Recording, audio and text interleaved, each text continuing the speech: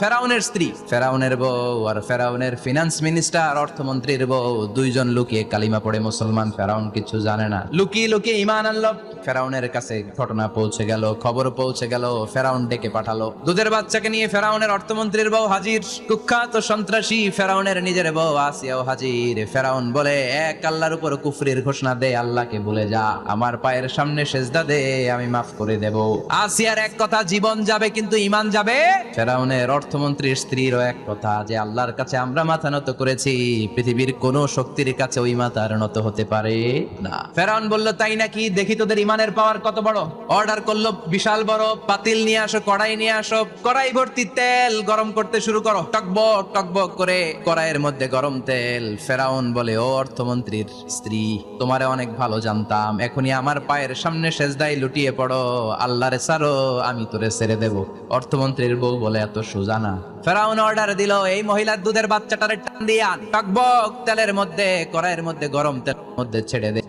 মায়ের চোখের সামনে দুধের বাচ্চাকে গরম তেলের মধ্যে ছাড়ে, হিসাবটা কি সহজ নাকি? চিৎকার দিয়ে মা কেঁদে ওঠে, ছেড়ে দাও। ফেরাউনের নির্দয় অন্তরে দয়া হয় না। দুধের বাচ্চাটারে তেলের মধ্যে ছেড়ে দেওয়ার পরে মুহূর্তের মধ্যে ছেলে পোস্ট হয়ে যায়, কিন্তু ছেলেটা হাত উঁচু করে ডেকে বলে, মা ভয় পেও না, তোমরা দেখো টকবগে কড়াইয়ের ভেতরে তেল, আসলে মা এটা আগুন না, এটা জান্নাতের বাগান। ও মা, ফেরাউনের দিকে তাকাস না রে মা, আমার মতো দৌড় দিয়ে তেলের মধ্যে ঝাঁপ দে। আল্লাহু আকবার। ফেরাউনের অর্থমন্ত্রীর বউয়ের ঈমান দ্বিগুণ হয়ে যায়। সে বলে, ফেরাউন, গোটা পৃথিবীটারে এক পাশে করতে পারবি, কিন্তু আমার মাথাটা তোর পায়ের সামনে নোয়াতে পারবি?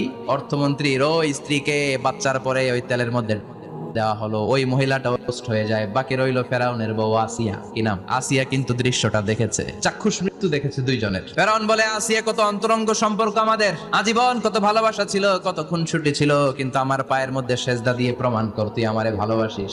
আসিয়ারও একই কথা, জীবন দিব কিন্তু ঈমান দিব না। ফেরাউন বলল, তোকেও আমি ছাড়বো না, তোকে আমি উলঙ্গ করব। হাজার হাজার মানুষের সামনে আসিয়ার কাপড় টেনে নেওয়া হলো, তক্তার মধ্যে শুইয়ে, তক্তার মধ্যে হাতে পায়ে পেরেক মার, হাতের এই পাশ দিয়ে পেরেক দিয়ে বেরোয়, পিনকি দিয়ে বের করে।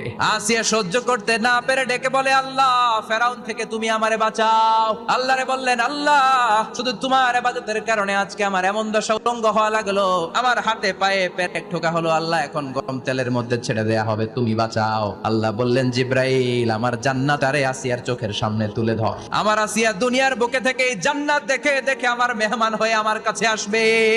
আসিয়াকেও গরম তেলের মধ্যে ফেলে দেয়া হলো। দুনিয়ার বুকে থেকে জান্নাতের নমুনাটা দেখতে দেখতে সাইয়েদাতুনা আসিয়া আল্লাহর কাছে চলে গেলেন। পড়েন আল্লাহু আকবার।